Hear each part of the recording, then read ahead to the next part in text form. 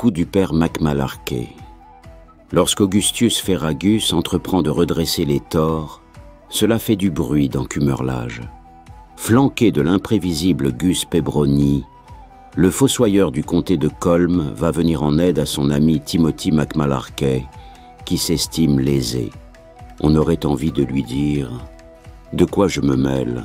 D'autant plus que nos 3 rois mages calamiteux vont faire voler en éclats le proverbe « Qui paie ses dettes s'enrichit ». Le coup du père Macmalarkey par Michael Désiré Sauret.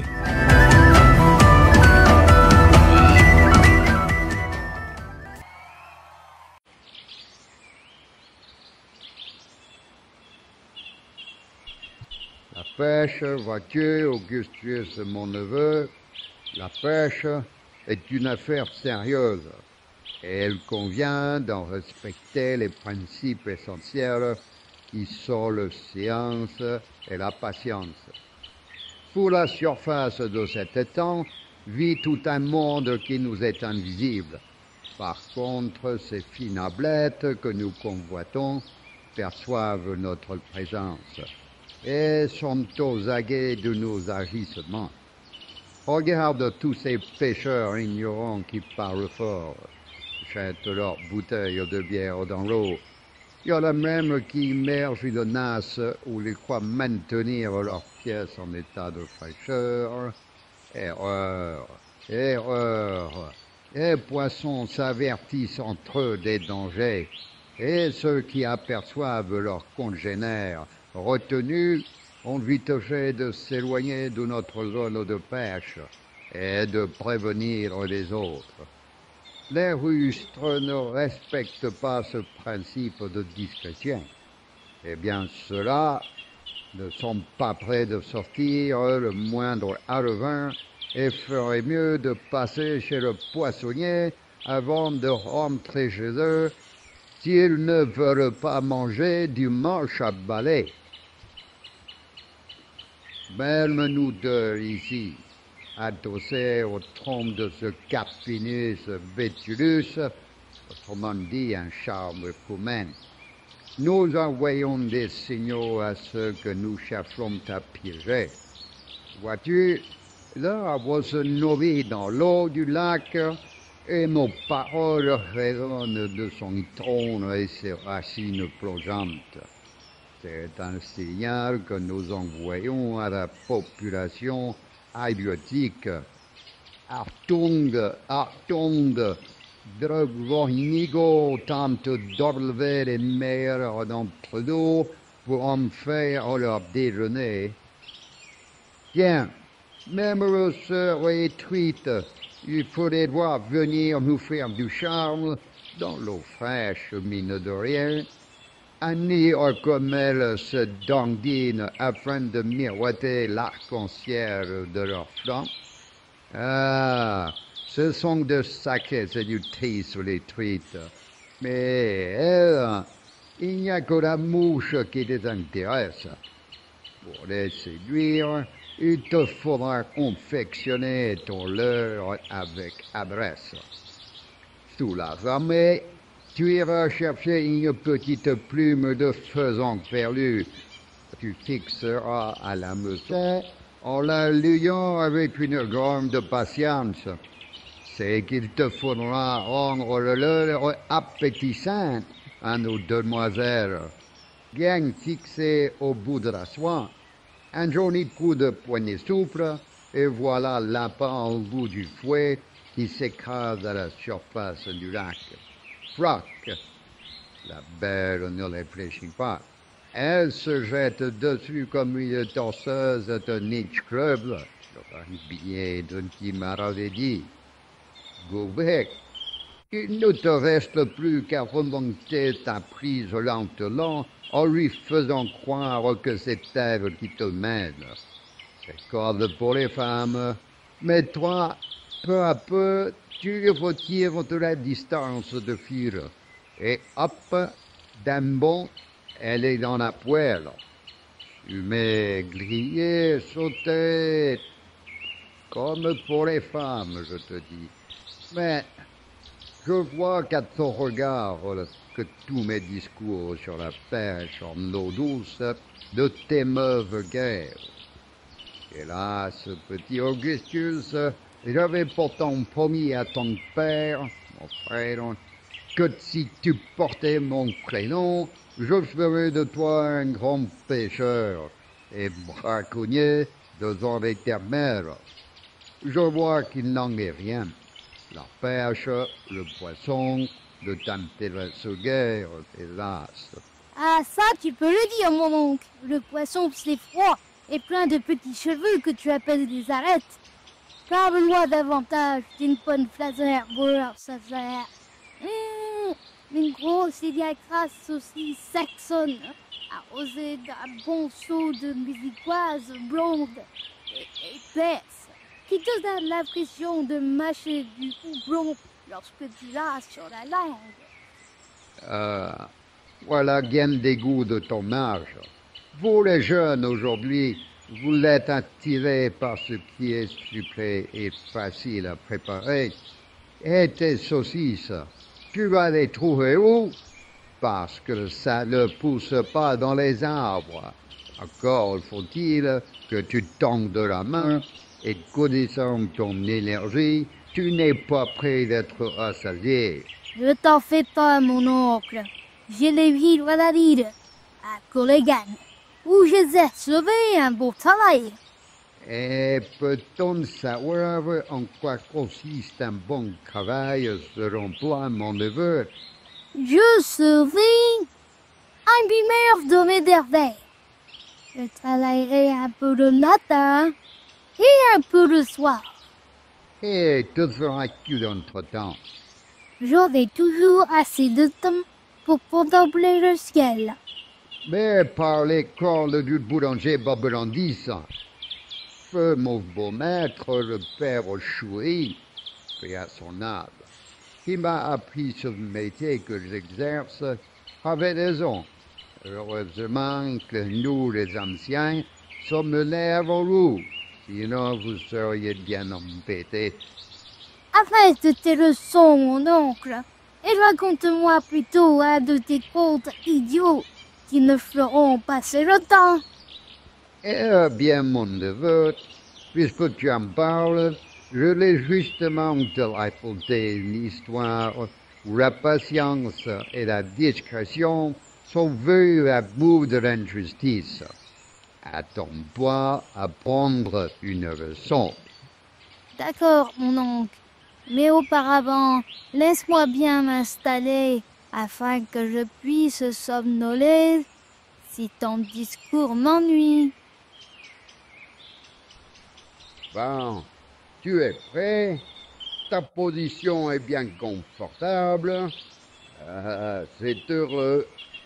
Eh bien voilà, cela se passait il y a très longtemps, ici, dans le comté de Colm, où j'exerçais déjà ma fonction de fossoyeur. Le vieux Timothy McMalarkey, que tu es trop jeune pour avoir connu, était un brave homme qui profitait sereinement d'une retraite bien méritée. Il avait cessé l'exploitation de son domaine et partageait ses biens entre ses enfants, et comme chacun sait, ne sont que des ingrats et des feignants. Pour son propre compte, il n'avait gardé qu'une petite ferme, un pré en haut de la combe et une seule vache, une Holstein pinoire très douce, qui répondait au nom imposant de princesse Mafalda. Il vivait ainsi de l'inquiétude que lui apportait le sentiment d'une vie bien remplie. C'était une sorte d'honnête homme, car n'ayant pas tué le monde dans sa vie, et n'ayant volé pas plus qu'il n'en faut pour ne pas être pris pour un voleur, il pouvait se targuer de n'avoir pas d'ennemis.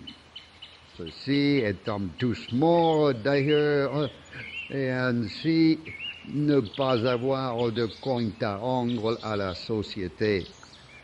Chaque matin, donc, il accompagnait la princesse Mafanda, la conduisait au pacage, puis s'enfonçait dans la combe afin d'en ramener de brassées de bois mort pour alimenter le feu utile à son ménage.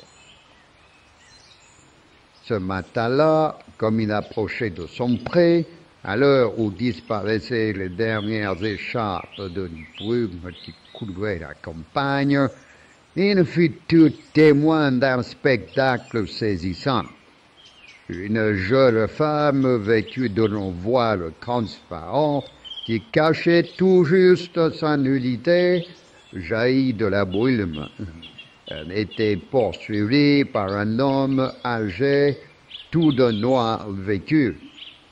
Celui-ci portait un frac et un chapeau haut de forme, au-dessus duquel s'articulaient d'épais sourcils. Les deux protagonistes gesticulaient en lançant leurs bras au-dessus de leur tête, et cela sans dire un mot.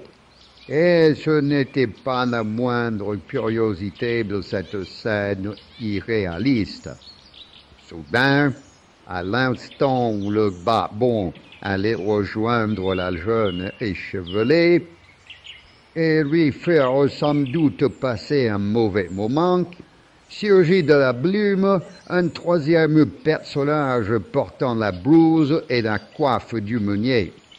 Le jeune Godbudreau agitait Créo un formidable gourdin.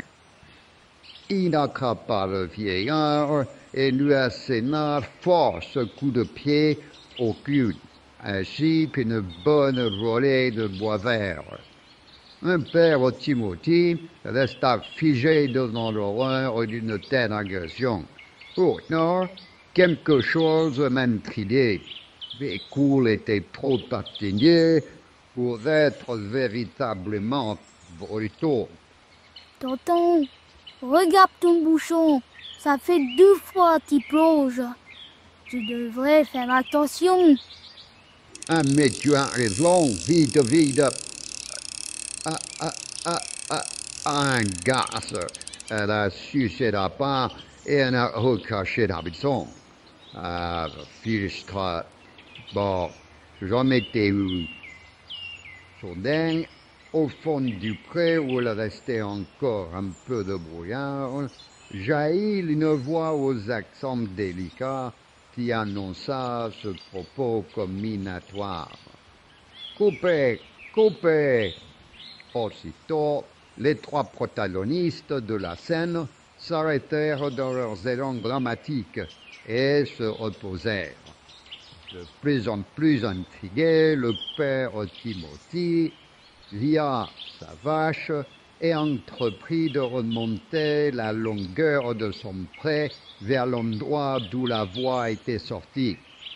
C'est alors qu'il vit une joyeuse troupe colorée s'égayer à travers son pré.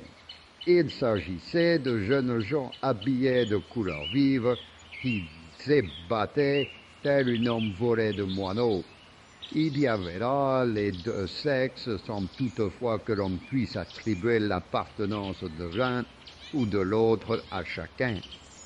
Pour autant, pouvait-on distinguer ceux qui probablement étaient des garçons à leur casquette de voyous et à leur gilet de laine à losange et à leurs pantalons de golf, tout en considérant que ceux qui portaient des knickerbockers étaient les jeunes filles. Dans ce juvénile mouvement bruissant et pétillant, certains se congratulaient esquissant des pas de danse.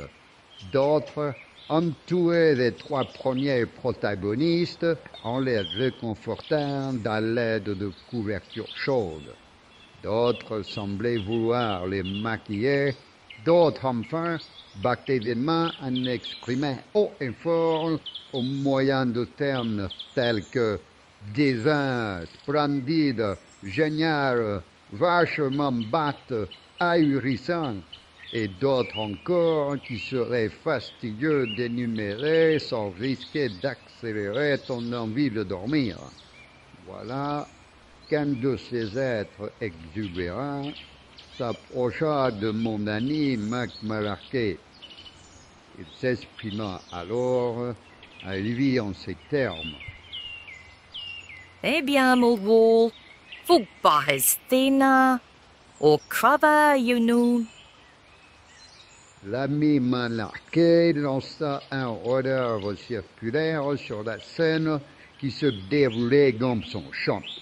La troupe d'agités avait entrepris de déjeuner et commençait à sortir le pique-nique, faisant fleurir instantanément sur la surface du package une flore de détritus, papier gras, peau de saucisson, restes de pain abandonnés aux oiseaux et boîtes de conserve.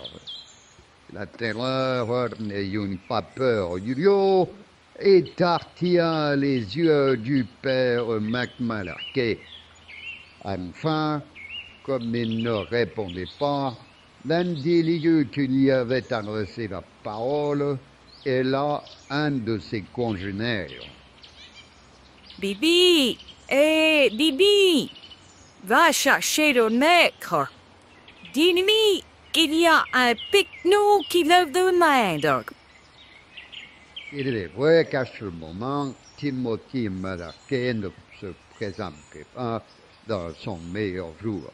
Mais il était, comme je l'ai dit, un homme simple, quoique non dépourvu d'intelligence. Il avait fait partie du club qui perd du liage. Il avait même eu l'un de ses conseils publiés dans la rubrique « La vie du porte-à-fée », la chronique du comté de Corne. Mais surtout, il était l'auteur de l'hymne des pompiers volontaires du comté, et à ce titre, il était considéré comme un poète. Est-ce qu'une gloire au local? Bref, le brave pompier chante encore cette hymne pour la Sainte Barbelée. Et cela fait, pour faire un bon pompier, il faut être volontaire, il ne faut pas manquer de souplesse. Et il faut avoir de bonnes articulations. Une, deux, flexion des genoux. Et hausse le menton, et est le cou. Oh non, de grâce, tonton Augustus. C'est moi grâce de ce chant idiot. Et dis-moi plutôt, c'est quel jeu de qui perd? Ah, ça, mon garçon, c'est le plus formidable des jeux. Il exige des qualités de stratège, développe la concentration et révèle toute la sagacité qui est en nous. Le nombre de participants n'est pas limité. Tu leur distribues 10 jetons à chacun. Sur chaque jeton, il y a une lettre. Derrière chaque lettre, il y a un chiffre entre 1 et 10. Le principe est de faire le mot prononçable le plus long qui n'existe pas. Si le mot est validé, tu additionnes les 10 chiffres de tes lettres et tu as ton score. Mais attention, si le mot que tu as prononcé existe, tu totalises aussi les chiffres, mais tu les déduis de ton score.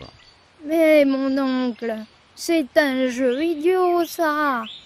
Qui a pu inventer une telle bêtise? Et je crois que ce sont les Bretons. Mais revenons à mon ami Timothy. Je t'ai démontré que sous son aspect bonhomme, il était loin d'être idiot.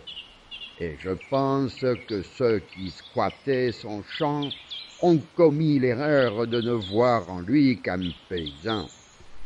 Soudain, devant lui, s'est plantée une espèce de gros type tout rond, qui portait un large béret et une écharpe de laine de couleur rose.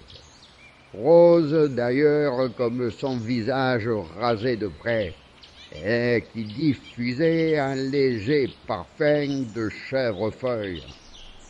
Le reste du personnage était à l'avenant. Gilet de laine à losange sur chemisette de soie, pantalon et chaussures de golf. Celui-ci se trompa sur la personne à qui il avait affaire et prit de haut Timothy McMalarkey. Bonjour, mon brave. Je me présente. Baronnet Elvine B. de Montagu. B, c'est pour Buffy. Mais vous pouvez m'appeler maître, tout simplement. Qu'y a-t-il pour votre service, mon brave? Eh bien, monsieur... Maître, s'il vous plaît. Eh bien, maître ou pas maître, ce champ m'appartient. Ah, cet endroit sinistre a donc un propriétaire.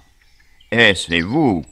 Eh ouais, et je voudrais bien savoir ce que vous faites sur mon package et dans quel état vont me le rendre vos godelureaux.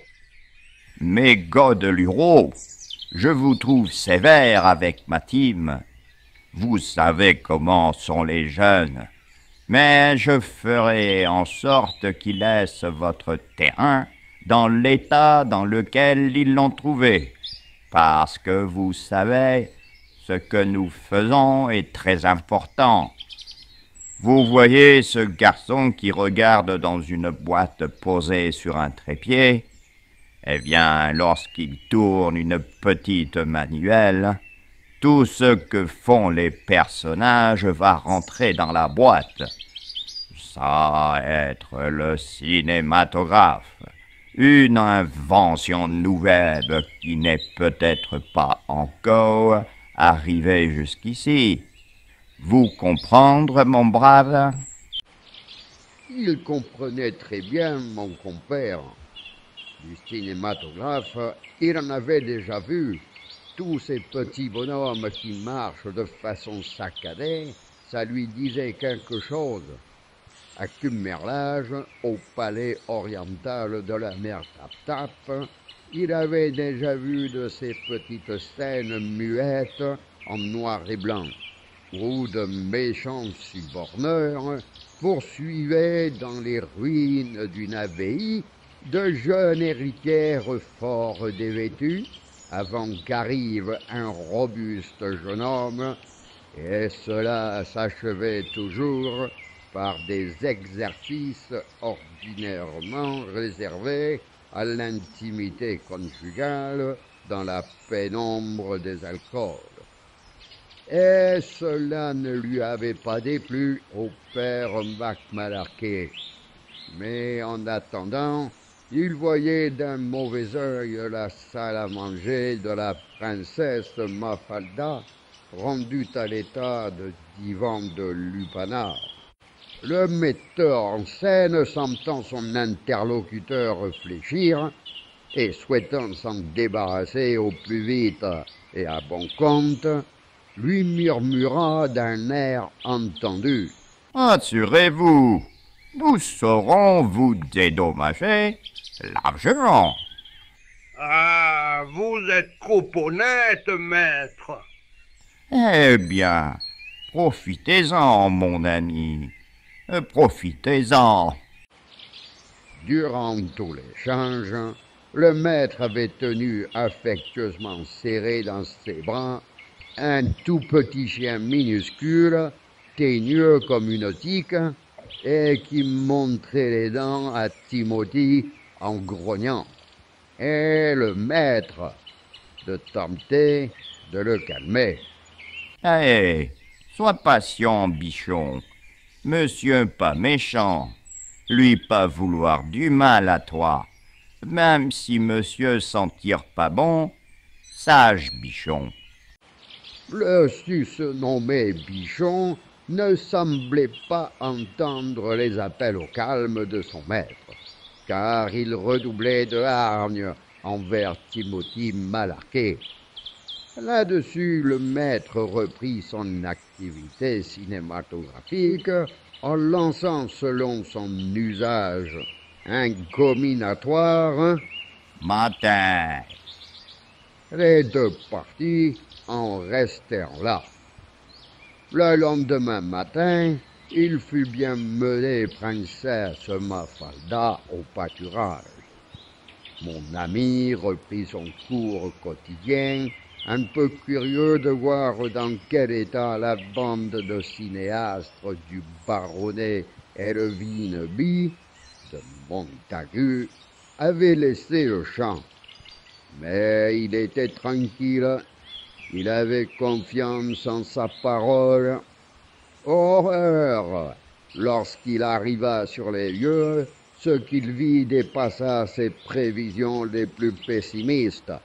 Vision de guerre, spectacle de désolation. Son pré avait l'allure d'un stade au lendemain d'un concert de sonnailles. 1000 spectateurs, la chope à la main, n'auraient pas souillé davantage la pâture si précieuse de princesse Mafalda.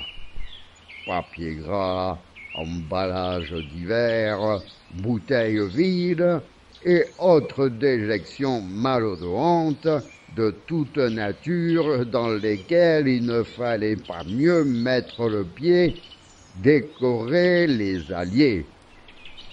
Timothy prit le licol de sa vache, lui fit faire demi-tour, puis ils rentrèrent sagement à la ferme après avoir été chercher du foin dans la grange pour Mafalda. Assis à la table de la cuisine, il prit une feuille et après avoir mouillé la pointe de son crayon avec le bout de la langue, il écrivit avec application. Nettoyage du champ et ramassage des ordures, une demi-guinée. Brûlage, 2 jetés. Herçage et nivelage, une demi-guinée. Semis et fertilisation, 5 jetés. Fauchage, 3 jetés. Point de remplacement, nourriture vache, une demi-guinée.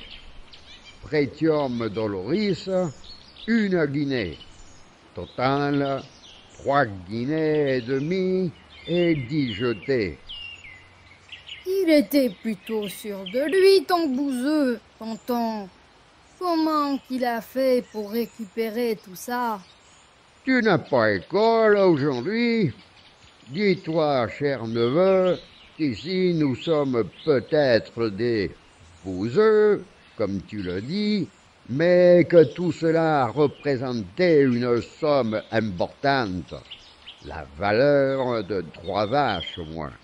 Pour toi, un Tilbury Grand Sport. À vos terres? Avec moteur de sport, si tu veux. Dépêche, oncle Augustus. J'ai hâte de savoir comment le ton ami s'en est sorti. Ah, en effet, l'histoire est loin d'être finie. Mais tu ne devrais pas être à l'école, toi. Quoi qu'il en soit, sa liste achevée, il alla la montrer à un avoué. Maître Lapas, du cabinet Lapas et du Gain, frotta son crâne qui possédait beaucoup de similitudes avec un œuf. Son lorgnon en tomba. Voilà une affaire complexe. Ce que nous appelons ici un gros problème. Mince, mon lorgnon.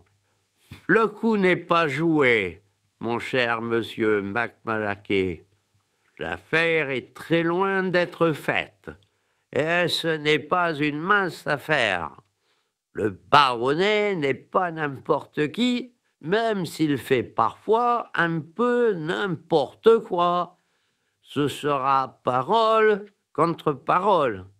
Ne pensez-vous pas qu'un bon arrangement, un accord à l'amiable, mon lorgnon est encore tombé. Enfin, tout de même, je peux toujours faire une chose.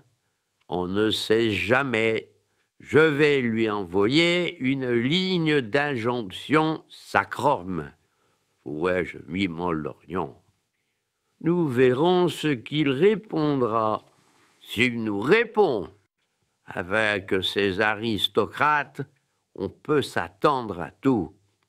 Je vais récapituler votre petite liste et nous verrons bien. Par Dieu, où ai-je bien pu fourrer mon lorgnon? Timothy Malarkey ressortit de chez l'avoué comme il était rentré. Ah non, pas tout à fait. Au bas de sa feuille, il y avait une ligne de plus. Honoraire de maître Lapin, une demi-guinée. Nouveau total, 4 guinées et demie et 10 jetés. En passant sous le pont, Timothy Malarkey jeta un petit objet dans l'eau. Il prit la décision de se débrouiller tout seul. Et c'est là que quelques semaines plus tard, il vient me trouver en me racontant sa mésaventure avec le metteur en scène. Celui-ci avait ruiné son pâturage et pour le remettre en état, il lui faudrait dépenser une énorme somme. La loi ne pouvant rien pour lui, Evelyne B. de Montagu et ses sbires pourraient toujours prétendre qu'ils avaient trouvé un dépotoir et non un pré. En résumé, ils venaient me demander de creuser un trou assez grand pour mettre un cornichon, mais pas trop petit pour y mettre le metteur en scène. Je compris tout de suite qu'il y allait avoir de l'action dans le comté, et tout d'abord, il fallait savoir où ce baronnet Bouffi se terrait lorsqu'il venait tourner ses scénettes de satire dans la région. L'affaire suivait son cours avec patience et discrétion. Et c'est alors que l'équipe régionale mixte de balourdise est rentrée en scène avec brio. Invariablement, chaque jour à 11 heures depuis l'année de ses 14 ans, date à laquelle il avait commencé à distribuer le courrier dans le comté de Colm, juché sur un drôle de vélo à 3 roues, Ignace Pikatchev poussait la porte du Raquigagne. C'était un grand imbécile de rouquin à large favori qui ressemblait à ne pas savoir trop quoi faire de ses 4 membres. Il était tellement maladroit, pas un chambranle de porte où il n'eût cogné son front, pas une chope qui n'eût éclaté entre ses mains aussi grosses que des cuillères à brasser le houblon, pas un objet traînant sur le sol qui n'était broyé par la semelle de ses lourds souliers ferrés en pénétrant dans une maison. Chaque jour, suivant un rituel immuable, il déposait son boîtier à courrier près du vestiaire à l'entrée de la brasserie et se dirigeait vers le vieux Swally Pocket, le patron des vieux qui lui offrait de façon surprenante, car il était réputé pour être avare, un sandwich à la dinde arrosé d'une bonne pinte de blonde bavaroise. Invitation que le préposé ne refusait jamais. Dis, tonton, ça fait un moment qu'on n'a pas vu les bouchons couler. Les poissons sont peut-être partis. Ah mais si, les poissons sont bien là. Ils ne mordent pas car ils m'écoutent, eux, pas comme toi. Ah mais si, je t'écoute, tonton Augustus. Continue ton histoire, s'il te plaît. Bien. Alors, c'est le moment que Pélouse, la sœur de Soigny Pockit, une horrible petite bonne femme grise, choisissait pour se faufiler jusqu'au vestiaire et avancer une griffe indiscrète vers la correspondance des WC. Car la correspondance des habitants du village était l'une de ses plus riches sources de ragots, commérages et autres chuchotis calomniants qu'elle se plaisait à diffuser au club des grandes vertus du comté de Colm chaque premier mercredi du mois, entre deux bouchées de Morgoth poussées par quelques lampées de bavaroises blondes. Là, ces vieilles dames et vieilles demoiselles se plaisaient à dénoncer les attitudes déviantes, les mœurs dénaturées ou les pratiques douteuses du comté. C'était tantôt Cassiopée, le petit clerc blond binotaire, qui était abonné à une revue de lingerie féminine, dentelle et soie. L'archidiacre Pilchard, qui recevait des enveloppes parfumées, et moi-même je n'échappais pas aux dénonciations de cette police des mœurs. Et il paraît que je ne me lavais jamais, ce en quoi elle se trompait, car je me plonge dans la rivière chaque année, que j'avais enterré un peu vite ma femme et que dans certaines zones autour de ma cabane, des disparitions mystérieuses avaient lieu, ce en quoi elle n'avait pas tout à fait tort. Toutes ces calomnies étaient orchestrées par cette vieille toupie de Pélouse. Aussi, le jour le plus intéressant de sa vie fut celui où elle aperçut dans la malle du préposé une brochure intéressante. Sentant que cela valait son pesant de fiel de vinaigre, ses yeux s'agrandirent tels ceux de Moïse, retrouvant l'arche d'alliance. En effet, son regard fouineur avait été attiré par une enveloppe aux couleurs et aux dessins expressifs. Elle venait de mettre la main sur le magazine de la perversion, le magazine des débauchés, le bien nommé Sexy Folie, un magazine autorisé mais qui s'achetait sous le manteau et surtout pas sans une certaine gêne. C'est pourquoi la majorité de ses lecteurs dissimulaient leur vie en déguant l'acte ignominieux de l'achat au service de la poste. Le magazine avait donc pléthore d'abonnés. Quelqu'un dans le quartier souscrivait donc à cette infamie. Devant l'aubaine, un tel puits de ragots, la dénommée Pélouse délaissa toute prudence et, enivrée par la force de sa découverte, au mépris de toute convenance et défiant la loi, elle s'empara du magazine. Afin de combler ta juvénile curiosité, je vais t'éclairer sur la nature de ce brûlot qu'était le magazine Sexy Folie.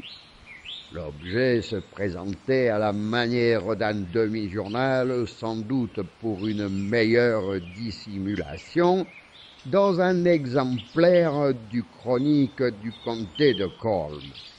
La couverture représentait généralement de façon dessinée une jeune femme relativement couverte, mais en position lascive et n'hésitant pas à offrir au regard concupiscent un mollet ou un poignet plein de promesses suggestives. À l'intérieur se trouvaient 4 pages, donnant de précieuses informations sur des personnalités des arts, de la culture et du monde du spectacle.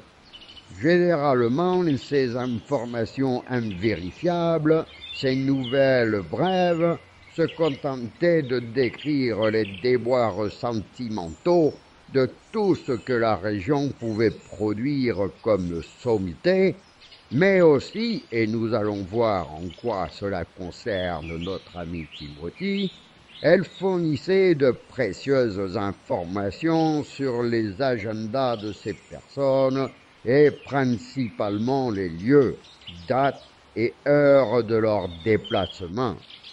Tu vois, je pense, où je veux en venir. Non, mais dis-moi plutôt ce qu'il y avait à l'intérieur de ce journal un peu...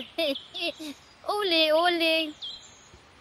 J'y viens, car tu es assez grand pour entendre certaines choses qui concernent le monde des adultes. Mais c'est quand même curieux que tu sois là avec moi sous cet arbre au lieu d'être à l'école. Mais enfin, nous allons éclaircir cela tout à l'heure. On arrivait vite donc à la double page centrale où là un dessin grand format dévoilait les charmes d'une accord de personne, et cela pouvait aller même jusqu'au soulignement d'une rondeur sous un décolleté vaporeux. Tu vois ce que je veux dire? Non, mon oncle, mais je verrais certainement mieux si tu me montrais un vieux numéro. Tu as certainement gardé quelques vieux exemplaires que tu pourras me prêter pour me faire une idée. Compte là-dessus, mauvais sujet. Et si nous parlions plutôt de ton rapport à l'école? Je continue. La suite se composait de petites annonces qui ne pouvaient trouver place que dans ce type de journal.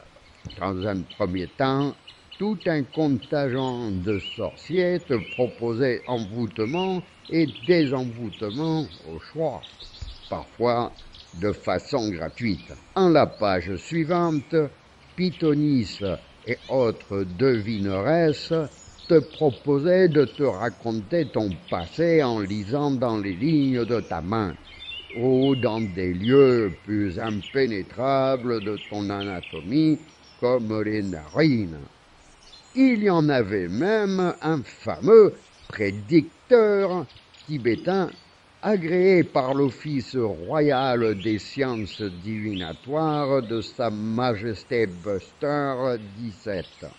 Il te proposait de te lire présent, passé et avenir, si la visibilité était favorable, dans un endroit bien dissimulé du corps humain que la biendécence et la bienséance urbaine m'interdisent de désigner et qui, paraît-il, présente une similitude avec la paume de la main. Elle est aussi garnie de plis profonds. Venaient ensuite, et pas des moins intéressants, de pleines pages d'annonces de rencontres entre gens de 7 sexes répertoriés. Leur libellé, quoique sibyllin, était tout de même explicite pour l'amateur de bonne fortune ou le chercheur d'aubaine. Du type « Jeune homme aimant voyager cherche jeune femme libérée pour projet d'évasion. Écrire à K.M.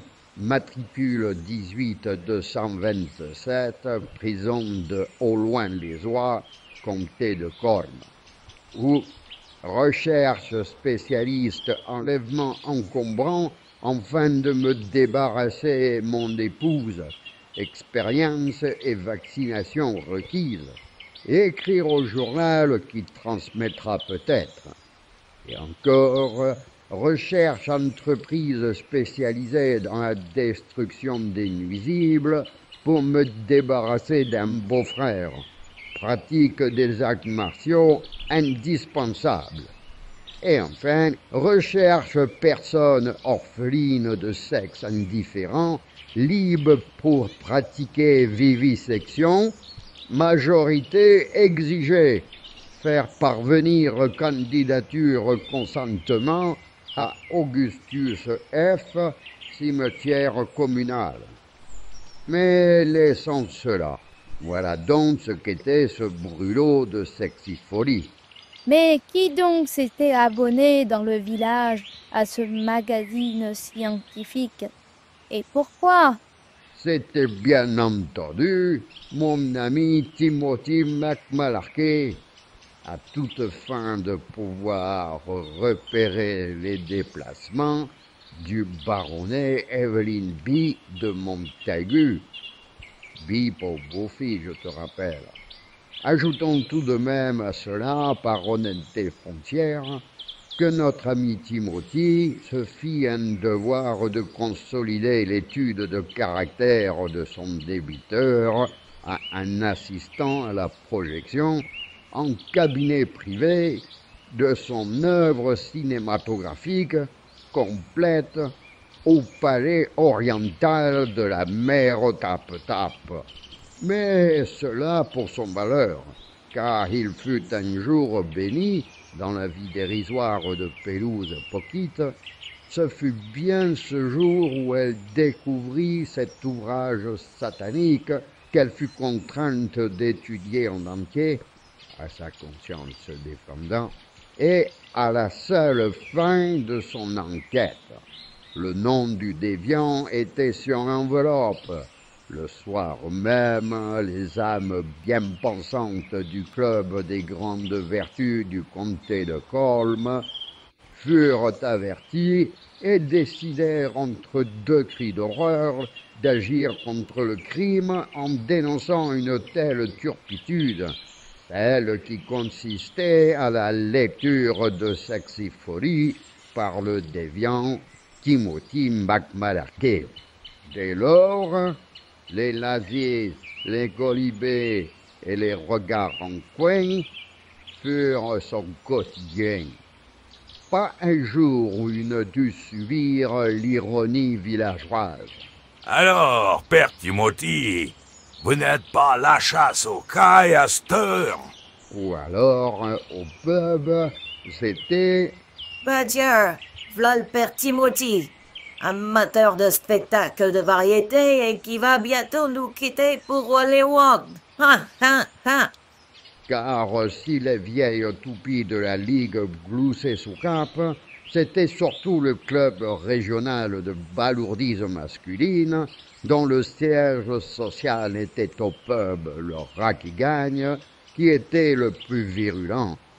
Il s'ensuivait les rires gras de ceux qui ne savent rien et qui en parlent. Mais contre cela, il n'y a rien à faire. Tu te rends très vite compte que les ratés de la vie, eux, ne te ratent pas. L'ami Timothy fit le gros dos, évitant la compagnie des médisants, et continua inlassablement à étudier son magazine qui lui parvenait difficilement tant qu'il y avait des censeurs sur la ligne de distribution qui faisaient tout pour que ce torchon ne soit pas distribué, mais qui en gardait tout de même une page pour servir de contre-exemple.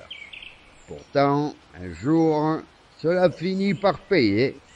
Timothy McMalarkey avait obtenu par le courrier de lecteur l'adresse du baronnet Elvin B. de Montage, dit, je te la rappelle, pour Buffy.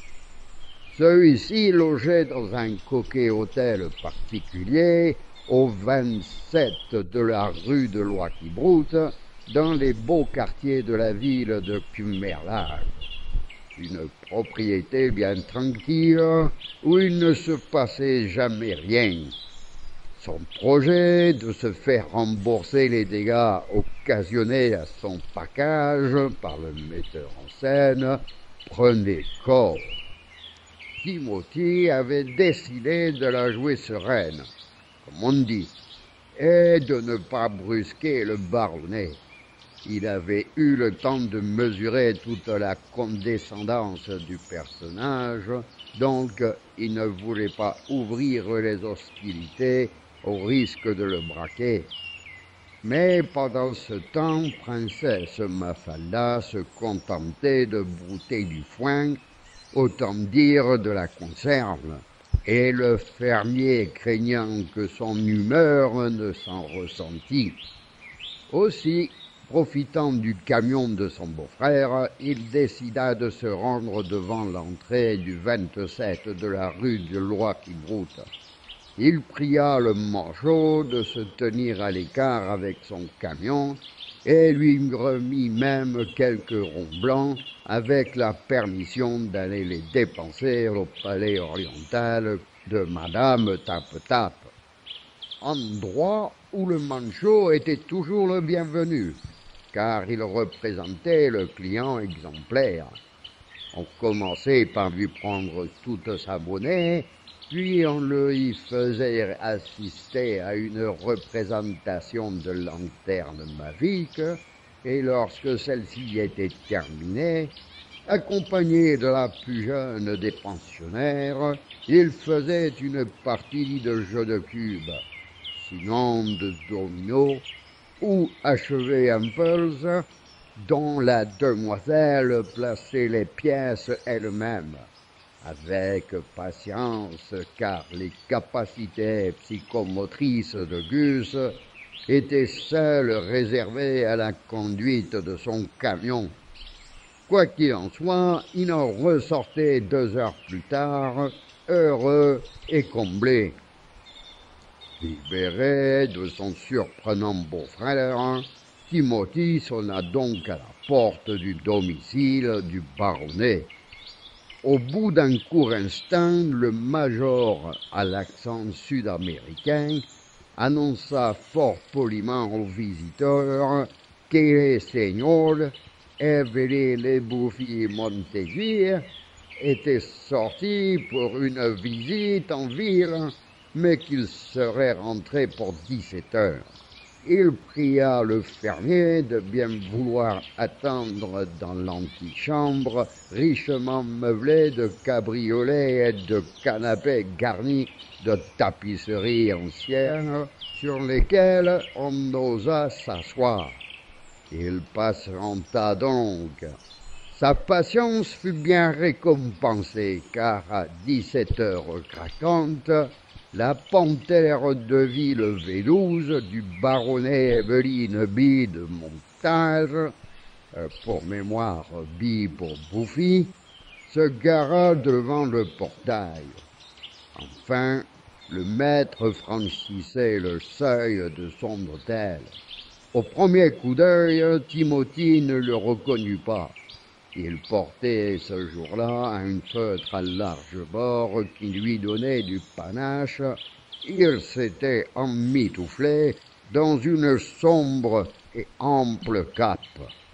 Un maquillage léger rehaussait de frais son teint, tandis que ses pâles et minces lèvres étaient à peine soulignés d'une touche de carmin. À l'évidence, il avait oublié le propriétaire du champ. Un instant inquiet d'être troublé ainsi dans son intimité, l'aristocrate se rassura quand il vit la feuille que Timothy lui tendait, pliée. Aussitôt, un sourire bienveillant éclaira son visage. Il ferma les yeux et avança la main molle et moite vers le visiteur. D'un geste théâtral, il enleva son feutre, d'un tour de rein, il se débarrassa de sa cape, puis il s'empara du papier qui contenait les débits et que Timothée n'avait pas eu le temps de déplier, si bien que rien des écritures comptables n'apparaissait. Mon jeune ami, vous avez eu la patience d'attendre. Cela mérite récompense. Mais cela ne doit pas se reproduire. Comprenez, si je devais décerner des autographes au moindre de mes admirateurs, j'y passerais ma vie. En se disant, il signa le papier Baronne Evelyne B. de Montage, hommage du maître. Bien, vous avez eu ce que vous voulez. Mais ne partez pas ainsi, mon petit. Georges, servez un chocolat chaud à mon jeune ami. Allez, au revoir maintenant. J'ai du travail. C'était gentil de venir me visiter, mais n'y revenez pas. Cela ternirait le geste. Un moment plus tard, Timothy McMalarkey était sorti comme il était rentré. Cependant, sur sa feuille de compte, il y avait dans la partie crédit la notification moins 15 maravedis pour un chocolat chaud. Et c'est alors qu'il se décida à agir. Il fit appel à son beau-frère Gus, plus communément appelé le Manchot. Gus Pedrodi, le beau-frère de Timothy McMalarkey, il avait épousé sa sœur, était un homme que la nature n'avait pas épargné. En effet, à l'âge de 12 ans, au lieu d'aller au vêpres un dimanche, il préféra monter dans le cerisier du père Earl Grey afin de lui chipper ses cerises. Mais croyant l'apercevoir, il perdit l'équilibre et chuta à la tête de la première. Après un passage de quelques jours dans le coma, ses parents mangèrent toutes les cerises, puis le jugeant perdu, ils commencèrent à se débarrasser de sa chambre afin de la louer ou d'en faire un atelier de plumage droit. Ils me demandèrent même de réserver une journée afin que je creuse une fosse. Une journée, ce n'était pas du luxe, car Gus était le genre d'animal à donner double travail à un honnête fossoyeur. Et puis, une nuit, le voilà qui se réveille. Branle-bas de combat, on recoue le crâne du trépané rapidement, puis on prend soin de faire disparaître toute trace de futures funérailles. Mais par malheur, mais surtout par souci d'économie, le chirurgien professeur Hicken, celui-là même qui fut surpris à travailler à ses moments de vacances aux abattoirs de Corrigan, obstrua le trou qui aérait sa cervelle par une plaque de fer. Ainsi, de ce jour, chaque fois que le temps est un rien humide, on pouvait dire que l'ami Gus allait rouiller, ce qui n'était pas sans quelques menus désagréments pour lui et son entourage immédiat. Ouais, par exemple? Eh bien, par exemple, ses mouvements de la tête et son regard n'étaient plus coordonnés. Lorsqu'il tournait la tête, son regard suivait le mouvement, bien sûr, mais avec un temps de retard. Sa tête tournait vers la gauche quand ses yeux étaient tout juste partis de la droite. Ce qui fait que pour aller tout droit, il devait commencer par tourner la tête à gauche. De plus, il ne distinguait pas sa droite, mais sa gauche uniquement, ce qui provoquait des situations originales lorsqu'il conduisait son camion. Mais surtout, lors des grandes averses, il perdait l'usage du langage et se mettait à mâchonner un sabir que nul ne comprenait à part les animaux. Et, par exemple? Ah, eh bien, par exemple, pour dire « il fait beau », il marmonnait « al fabalo ». Ah oui, en effet, vous n'étiez pas prêt d'arriver à un résultat. En cas de chasse aux escargots, surtout. À ceci dit, c'était un garçon fort sympathique, un immense bonhomme qui avait rencontré des succès sur les rings. Large d'épaules, un visage taillé avec un tesson de cruche, le nez cassé et recassé, un coup à droite puis un coup à gauche, la mâchoire à l'avenant, l'implantation de ses cheveux qu'il avait ras et frisés était si basse que l'on croyait aisément que c'était une extension de ses sourcils.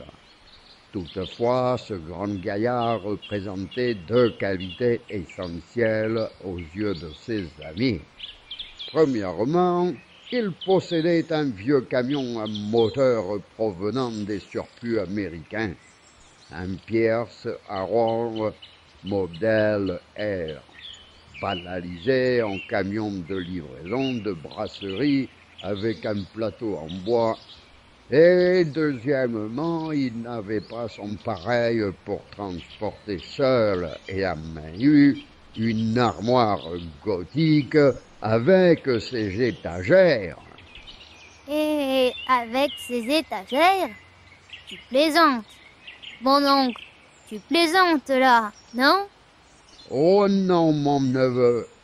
Et même qu'une fois, il avait laissé l'argenterie dedans. Mais tu ne vas jamais à l'école, toi? Toujours est-il qu'un soir, partant sec, nous nous sommes retrouvés tous les trois chez le père Timothy, en compagnie de Gus. L'opération fut montée comme au temps de la guerre des Carpetbaggers. Timothy et moi étions plutôt le genre à réfléchir avant d'agir, mais le manchot était du genre à sortir de la tranchée avant l'ordre d'assaut. Il serait difficile à encadrer. Timothy était un homme de grande décision, et il me dit « C'est décidé, Augustus.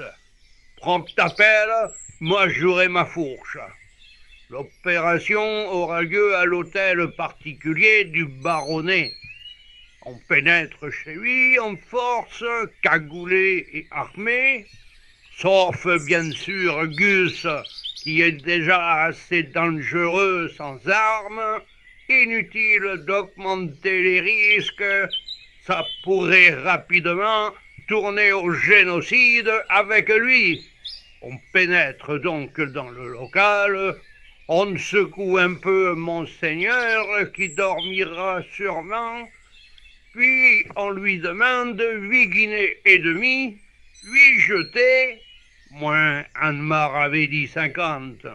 Et s'il ne les a pas, ou seulement s'il refuse de nous les donner, on se sert. Attention, hein, pas plus que la somme due. Puis on repart tranquille comme des philosophes qui viendraient de découvrir la preuve de l'inexistence de Dieu. Voilà un plan qui me semble pensé par un maître. Un plan digne des commandos agricoles spéciaux de ce bon Winston. Tu rentreras dans tes dépenses et ce ne sera que justice. Et quand aura lieu cette razzia? Ah, mercredi en 8, fossoyeur. Et pourquoi mercredi en 8? Pourquoi? Parce que ce sera une nuit sans lune, et le temps sera particulièrement sec.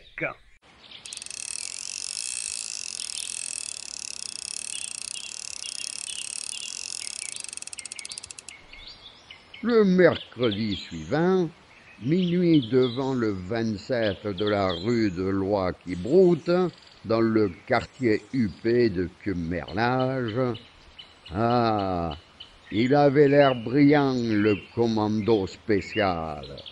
Tous les trois tassés à l'avant du Pierce Arrow, modèle R de Gus, qui prenait déjà 2 places à lui tout seul, dans une odeur de bergerie agrémentée par les flatulences de mes congénères, avec une ambiance façon sauna scandinave, car depuis le début de l'après-midi, il pleuvait les cordes, un vrai bouillon de canard.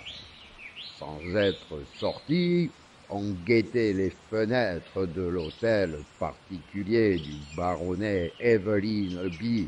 de Montage. Je t'ai dit, Billy, c'est pour Buffy. Au bout d'une heure, nous avions compris que sa chambre était à l'étage.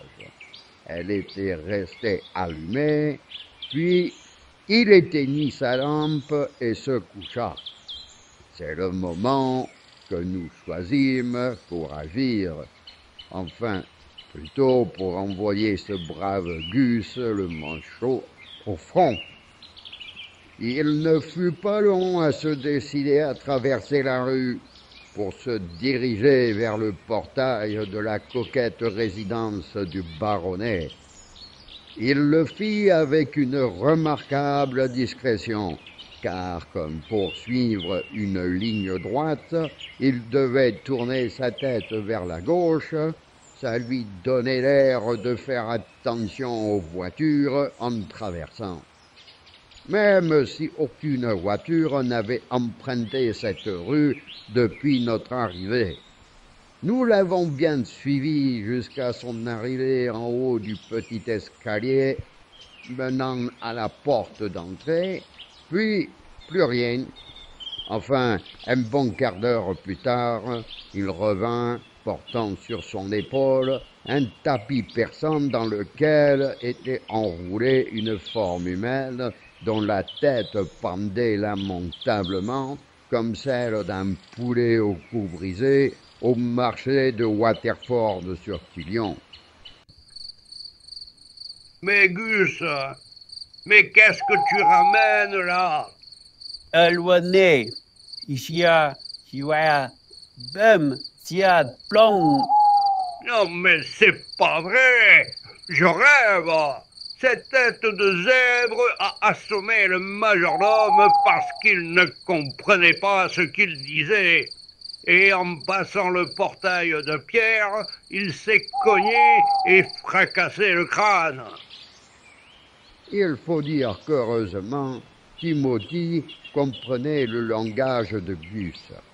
Et je pris les choses en main. Y a pas, il faut qu'on y aille. Traversons la rue. Vite. Et oui-ya, c'est oui-ya. Bum, si oui-ya, poum, plum. L'hôtel, ce fut un autre air de mandoline. Nous avions mis des cagoules, mais nous étions trempés. Et il choisit rapidement un objet d'une valeur de 8 guinées et demie, 8 jetés, moins un Maravedi 50 parmi ce qui paraissait être un musée. Chouane belle, ah mèche, moiseau avait et ouais, Potter. Il dit que ce tableau est intéressant. Il en a un de ce peintre. Il a un Van Gogh, lui, et qui le lui a offert? Arrêtez, mon là, elle bat alte jolie. Wa kralte awal, oui, d'elle fidélité. Les économas des laboureurs de Thessalie à l'époque de Noël avec 40 points de fidélité. C'est le moment que je choisis pour m'emporter. Non, mais j'en rêve, c'est une vraie machine de guerre que tu nous as amenée là. Ah, ils sont beaux les commandos agricoles spéciaux du vieux Winston. Prenons la première babiole qui nous tombe sous la main. L'affaire est dans le lac, vous le voyez bien. Mais c'est aussi le moment que je choisis Bichon, le setter irlandais teigneux, pour manifester son existence. Il montrait les dents et aboyait de toute la force de sa voix de chien miniature. Alors ce qui devait arriver arriva, et soudain, une voix haute perchée retentit. Mais qu'est-ce que... Oh, celle des malandrins. Je vous en prie, ne me faites pas de mal. Prenez tout ce que vous voulez, mais laissez-moi vivre. En haut des escaliers, dans une robe de chambre chamarrée, que l'on pouvait qualifier de turquerie, baronnet Evelyne B. de Montage, tu sais, B pour Buffy, venait de faire une entrée théâtrale. Il descendit vers nous à la limite de ce pavé et continua de plus belle. Oh, les chenapans! Oh, les vilaines fripouilles! Veux-tu te taire, bichon? Sinon, ils feront du mal à papa. Ouh, les vilains garçons! Ouh, les vilains garçons! Il faut dire que cela ne faisait pas notre affaire à Timothy et à moi. Gus, qui avait estourbi le valet sud-américain et qui dérapait vers la stratosphère, la pluie qui ne cessait de vouloir nous assommer ou nous noyer, c'est à peu près pareil. On pouvait rêver meilleur karma. Ajoute à cela le mini-cerbère qui voulait nous rendre sourds et nous dévorer avec sa mâchoire de pince à linge. Ajoute à cela encore le baronnet qui prenait la scène dans le mode Dionysie. Je voyais le moment où nous allions repartir bredouille. Lorsque j'eus l'idée du siècle, en m'adressant à son Excellence, le Bouffi. Auriez-vous l'obligeance, monseigneur, de nous désigner parmi votre remarquable collection un objet qui aurait une valeur de 8 guinées et demie, 8 jetés, moins un maravédi 50. Majestueux, le baronnet voulut bien descendre jusqu'à nous et nous désigna un plateau. Ah, il y a bien le tableau de maman. Lady Godiva de l'Avent, princesse palatine, duchesse d'Abyssinie-Herzégovine, remarquable toile qui doit bien avoisiner les 9 guinées. Outre une valeur sentimentale inestimable. Mais je tiens à vous informer que je ne m'en séparerai pas pour tout l'or du monde. En disant cela, il nous désignait un grand tableau de maître. 2,50 m sur 2 mètres environ, qui était suspendu à la place d'honneur dans un escalier. Et là, soudain, je vis qu'il venait de comprendre qu'il avait affaire à des oiseaux encore plus perchés que lui, c'est-à-dire difficilement contrôlables. Il se redressa et nous lança à sa façon aristocratique habituelle. Il faut avouer que ce n'est pas une heure pour négocier un tableau. Je vous prie de sortir. Prenez garde, madame. Si j'appelle l'intendant auxiliaire de sécurité urbaine du quartier, dans moins de 2 heures, il est peut être là, s'il n'est pas trop saoul.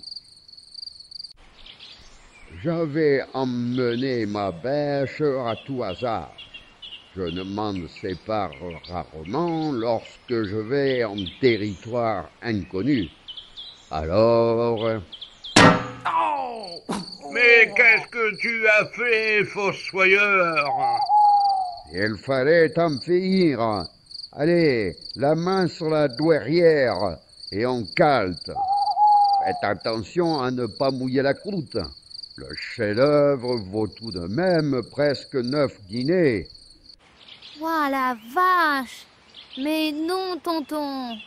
Mais non! Bah, le repli fut rapide. Une vraie Bérésina. Tu n'as pas connu ça, toi, la Bérésina. Évidemment, tu ne vas pas à l'école. En outre, il y avait ce pauvre miniature qui ne cessait pas de nous mordiller les mollets en aboyant, même si au bout d'un certain temps, il n'avait plus de voix. Soudain, il a sauté dans le camion. Avec lui, le tableau, l'Hidalgo transformé en taco dans le tapis et le baronnet en mode comateux. Nous étions de sacrés vénards. La pluie cessa enfin. Nous étions là tous les trois. Timothy, enfin satisfait, Gus qui avait retrouvé la parole, et moi qui marquais une pause avant d'aller refermer la fosse, où reposait pour l'éternité l'Argentin de Cumerlage. Nous étions donc là, attablés dans la cuisine de la ferme de Timothy, devant 3 chopes de bière blonde fraîche qui jouaient avec un rayon de soleil. Nous devisions, en riant, revoyant le déroulement de notre réseau. On se tapait donc sur les cuisses. Gus, avec un temps de retard, tout ça sous l'œil des approbateurs de la ci-devant princesse palatine, duchesse d'Abyssinie d'Herzégovine, Madame Lady Godiva de l'Avent. Lorsque tout à coup, nous avons aperçu Ignace Pikacheff, le préposé au courrier qui pénétrait dans la cour de la ferme. L'événement était assez peu fréquent pour susciter quelques inquiétudes chez 3 coupables que nous étions. Conformément à son habitude, le grand rouquin se fracassa le front sur le linteau de la porte. Linteau de pierre, dois-je ajouter, la ferme ayant été construite au IIe siècle avant Gontran le Hoqueteur. « Oh, mildiou, je me suis tué !» hurla-t-il. Aussitôt, une bosse comme une demi-orange se mit à pousser sur le sommet de son crâne. Il se mit à virevolter en agitant les bras comme un moulin à vent. C'est alors que nous avons entendu un cri inhumain, un cri qui venait des profondeurs de la désolation, qui trahissait une tragédie. Quick! Au milieu, j'ai écrasé une peluche à siffler, et il regarda sous son pâturon une curieuse crêpe poilue qui tenait de la pantoufle sanguignolante ou de la semelle d'Esquimau. « Oh, mildiou, j'ai écrasé une peluche à siffler. »« C'est pas grave, préposé. De toute façon, son patron mexicain l'avait abandonné. Cela restera entre nous. » C'est bien sûr, compère. Mais oui, ne crains rien. Dans 1 heure, l'affaire sera enterrée. Mais dis-nous plutôt ce qui t'attire dans nos coffins. Tu ne passes jamais par chez nous, et encore moins à 7 heures. Exact, les amis. Ordinairement, à 7 heures, je déguste une collation bien méritée, offerte par Swanee Popkits, le patron du rat qui gagne. Or, je me suis rendu compte que pendant que je profitais de ce moment... Tiens, assieds-toi. Ici, tu n'auras rien perdu. Tu prendras bien une blonde bien fraîche avec une part de Morgoth. Ah, c'est point de refus. D'autant plus que monter jusqu'ici par ce beau soleil, ça donne soif. Ah, ça, parler aussi certainement. Allez, continue. Tu en étais à tes visites quotidiennes pour le service, naturellement, au rat qui gagne.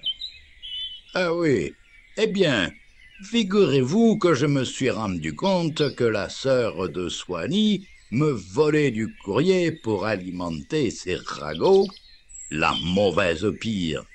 Depuis, je ne peux plus faire une pause récréative dans l'établissement. Je lance leur courrier et je détale. Ah, celle-là, que la mort noire l'emporte. Ça va peut-être se faire assez vite. Désolé pour ton sexifolie, Timothy. Oh, ça, tu peux le garder, compère Ignace. Je n'en ai plus besoin. Tu es certain? C'est très humain de ta part. Pour vous remercier, en terminant ma petite collation que j'ai presque finie, je peux vous lire les nouvelles du dernier numéro de la chronique du comté de Colm. Paraît que la semaine dernière, il y a eu un crime abominable chez un lord. Quelle horreur! Tiens, reprends une part de Morgoth et une bonne chope de bière et lis-nous tout ça. Ah, merci. Quelle humanité il y a chez vous, mes petits frères. Attendez, c'est en première page. Ah, voilà. Je chausse mon lorgnon. Oui, je l'ai trouvé sous le pont de Red Brick, à la sortie du village. Quelqu'un avait dû le jeter là pour s'en débarrasser. Depuis, je ne peux plus m'en passer. Voilà, je commence. Le titre: un crime atroce dans le quartier huppé de Cumberland. Je lis: mercredi dernier, une bande de chenapans s'est introduite nuit avant chez son Excellence le baronnet Evelyn B. de Montague. Je ne sais pas si vous savez, mais B, c'est pour Bouffy.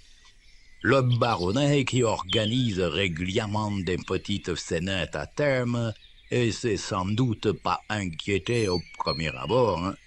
Il est accoutumé à ce que de joyeux lurons déguisés viennent égayer ses soirées de célibataire.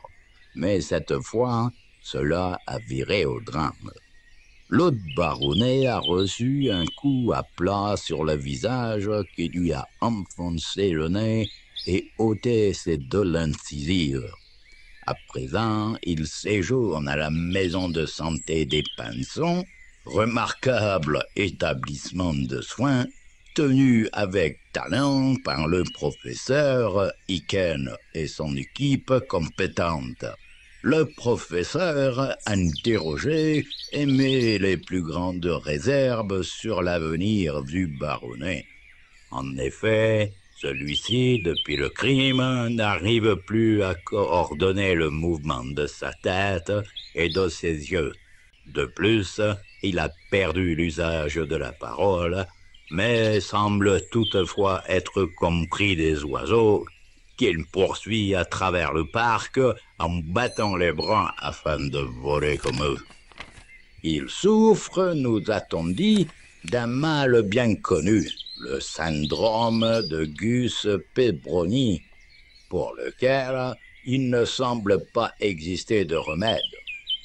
L'intendant auxiliaire de sécurité urbaine du quartier, après une courte indisposition, a pris l'enquête en main.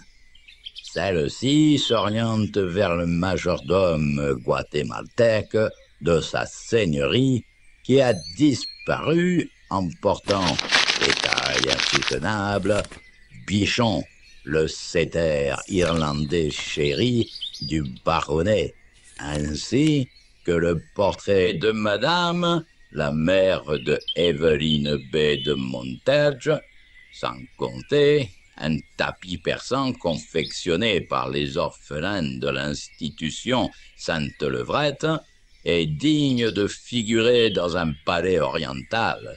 Nul doute que grâce à la célébrité de l'intendant auxiliaire, l'enquête va aboutir dans les délais les plus brefs, sitôt qu'il sera remis d'une légère indisposition due à son foie capricieux. Toutefois, chose étrange, les malandrins ont laissé bien en évidence dans l'entrée la somme d'une guinée, 2 jetées et 85 maravillis. On ignore pour quelle raison. Le mystère reste entier. Ah, voilà mes petits frères, je dois y aller. Oh, c'est un joli tapis que tu as là, Timothy. Oui, je l'ai eu avec un ami péruvien. Je crois que je l'ai un peu roulé car je l'ai eu pour presque rien. Bon, à bientôt les amis. Votre accueil m'a touché. Je m'en souviendrai. Reviens quand tu veux. Et n'hésite pas. À la prochaine, Ignace. Il est sorti, mais à peine avait-il fait quelques pas qu'il est revenu. Ah, j'allais oublier. Il y a tout de même une lettre pour toi, Timothy. Cette fois, je pars. On est restés tous les trois avec des yeux grands comme des roues de charrette à regarder le pli scellé avec soin. Sur l'enveloppe, il y avait inscrit « Cabinet Lapa et Duguin, à Cumerlage, comté de Colme ». Enfin, Timothy l'a décacheté avec soin, doucement comme si le poulet était miné. « Allez, allez, Lidou qu'on a supplié, Gus le manchot et moi. » Il a pris son temps, l'animal, et enfin il a déchiffré l'épître.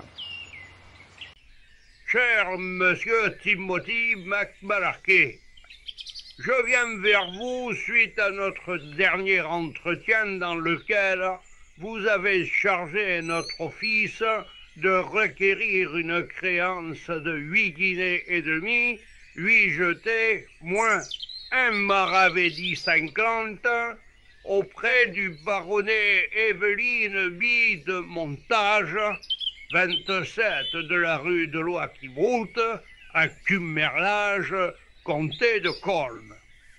Une mise en demeure produite par nos soins a aussitôt été adressée à votre débiteur. Celui-ci nous a répondu il y a 2 semaines par retour d'une note fort aimable dans laquelle il s'excuse aristocratiquement du trouble causé et auquel il joint un chèque représentant la somme de 8 guinées et demie, 8 jetés, moins un maravédi, 50, que nous portons à votre crédit, moins, vous le remarquerez, la somme d'1 guinée et demie, représentant le montant de nos honoraires, à savoir courrier, timbre, démarches diverses, assurance tout risque au moment du dépôt du courrier à la poste principale par 2 clercs assermentés, dépassement d'honoraires intervenant sur l'heure des repas. Je vous pense satisfait du dénouement, heureux, de ce conflit et vous en resterez probablement là. Toutefois, nous nous tenons à votre disposition pour le cas où vous auriez à affronter d'autres litiges. Avec l'assurance de nos considérations commerciales, recevez, monsieur, notre plus cher souvenir. Et c'est signé Maître Lapin du cabinet Lapin et Duguay, à Cumerlage, comté de Colme. Il y a un post-Christum. N'auriez-vous pas aperçu mon lorgnon? Il me semble que je l'ai égaré lors de notre entretien. Voilà, Augustus Junior. Tu vois qu'avec patience et discrétion, on peut obtenir beaucoup de choses. Gus a repris son camion pour aller faire des tours dans le village aux grandes dames des passants. L'après-midi même, ce qui restait de Bichon est allé rejoindre le Colombien dans son trou, et ensuite, Timothy et moi, on s'est resservi de bonne bière. Quelle histoire! Mais dis-moi, tonton Augustus, qu'est devenu le tableau de la vieille Rombière? Eh bien, un peu de respect, jeune Augustus.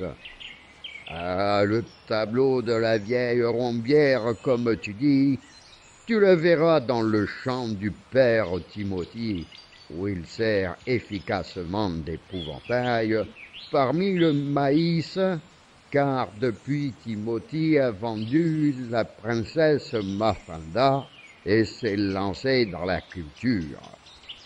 Ouais. Bon, maintenant parlons un peu de ton parcours scolaire, si tu veux bien, mon neveu.